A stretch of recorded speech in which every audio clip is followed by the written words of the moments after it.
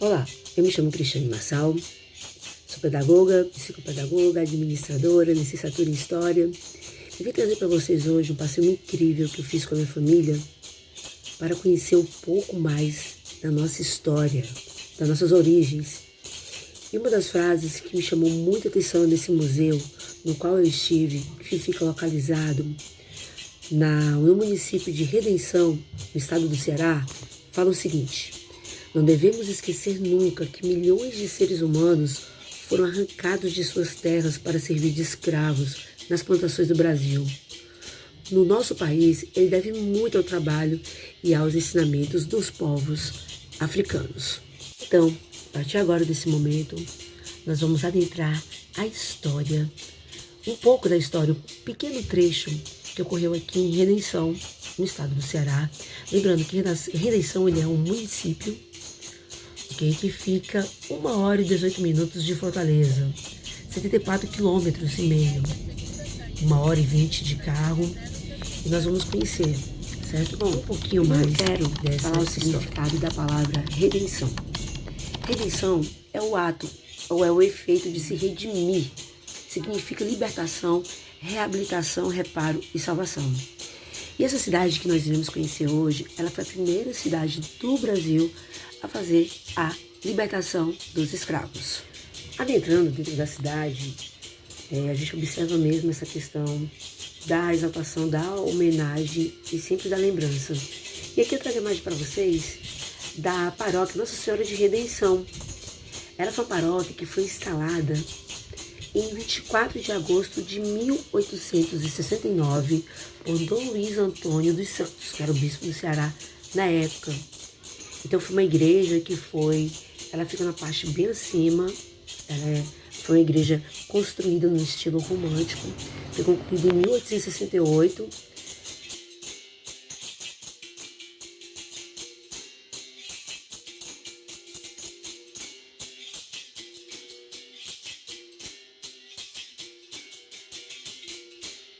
Bem, o Museu Cisal Negro, ele foi criado em 2003. E esse museu, ele é composto por uma casa grande, tem a senzala, tem um canavial, tem a moageira e depois tem uma lojinha. Então ele é um modelo arquitetônico colonial e original. E ela tem boas condições assim, de conservação, que dá pra gente compreender um pouquinho o que houve. E também dentro tem as margens do rio Acarape-Pacuti. Lembrando que antes de Redenção ser chamado de Redenção, se chamava de Acarape, porque Redenção, esse nome veio após a libertação dos escravos. E o que é legal, gente, nessa fazenda onde eu estive, que ela mostra o trabalho, como que era o trabalho pesado dos escravos na questão da cana-de-açúcar. E vocês imaginem, vamos falar um pouquinho historicamente para que vocês possam compreender. Bom, para termos ideias, a chegada dos africanos escravizados ao Ceará está ligado que houve uma expansão pecuária e agricultura, principalmente na região do Cariri. E a maioria dos escravos no Ceará, eles eram originários de Angola e Congo. Eu quero chamar sua atenção aí ao vídeo. Vocês estão vendo aqui esse piso, onde tem umas frestas. Então, logo abaixo dessas frestas ficava a senzala. E isso era bem estratégico, porque a ideia era que os senhores de engenho, eles pudessem ver o que está acontecendo, sabe? Então a gente vai ver mais um pouquinho assim da história ao longo desse vídeo, ó. Então aqui a guia nos mostrou todo um histórico, um acervo, mostrando aqui os documentos da terra, né? Como que era a escrita, era com a pena de pavão. Você vê que a caligrafia, ó, muito bonita, né? Mostrando. E interessante que os contratos eram feitos no papel, né? Os termos e tudo escrito aqui para que vocês possam ter ideia. E eu falo uma coisa, é muito importante como cidadão brasileiro que possamos conhecer as nossas origens, a nossa história, para que a gente possa compreender o contexto atual. Bom, aqui a guia continua nos falando um pouquinho sobre a questão dessa fazenda que foi construída em 1873 pela família Muniz Rodrigues, que ainda é proprietária deste, né, idealizadora desse museu.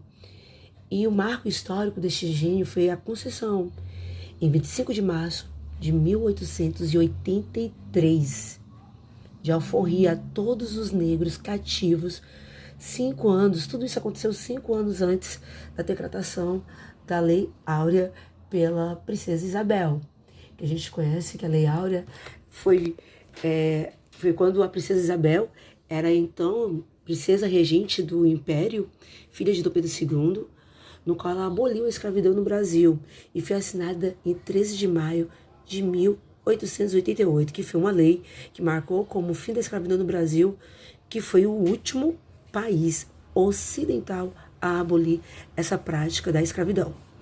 E aí, no passeio sobre o museu, conhecemos as moedas que existiam na época, né, de colecionador, cruzados, réis, que era na época do Império, até então também o dólar, também quadros, os proprietários da fazenda, que até hoje, assim, continuam mantendo para que a gente conheça.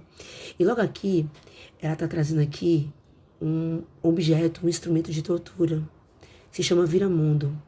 Pessoal, era dessa maneira aí. Você já pensou? Muitos historiadores, de acordo com a história, muitos dos negros os escravizados ficavam até nus. Então isso pra gente ter uma ideia de como que era a tortura, porque o medo era que eles fugissem, sumissem.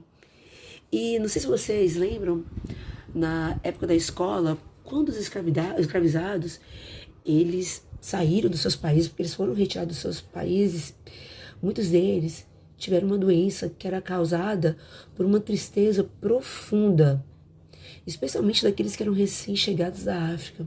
E essa doença era conhecida como banzo. Era uma doença que era uma forma de melancolia, uma nostalgia intensa pela terra natal, que levavam muitos à morte por inanição e depressão.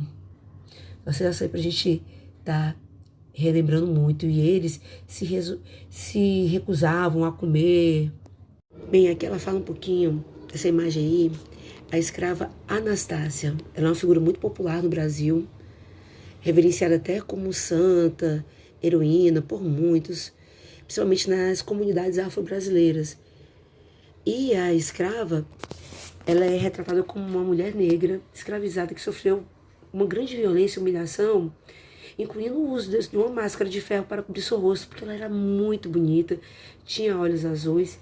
E essa máscara, segundo a tradição, era usada para impedir que ela falasse ou resistisse aos seus opressores. Trazendo mais um pouquinho a curiosidade sobre a Anastácia. Anastácia, né? Ela é filha de uma mãe negra com um homem branco, e ela nasceu assim, com essa beleza exuberante, de olhos azuis, e também conhecida sempre como uma representante, assim, uma figura forte, guerreira, ficando conhecida por reagir e lutar contra a opressão do sistema escravagista. Então ela era muito cobiçada por sua beleza, despertando a ira dos seus senhores, porque ela tinha um comportamento rebelde, e também pelas mulheres dos seus senhores, que não a toleravam. Para silenciá-la e castigá-la, ela foi condenada a usar essa máscara de ferro por toda a vida, que é chamada de máscara de Flandres. Bom, ainda continuando o passeio pela fazenda, aqui ela continua nos mostrando a diferença, né? Que principalmente na sala de estar, se via muito a questão das festas para que os senhores pudessem acompanhar, escutar o que estava acontecendo abaixo logo das senzalas, que nós iremos a conhecer mais à frente.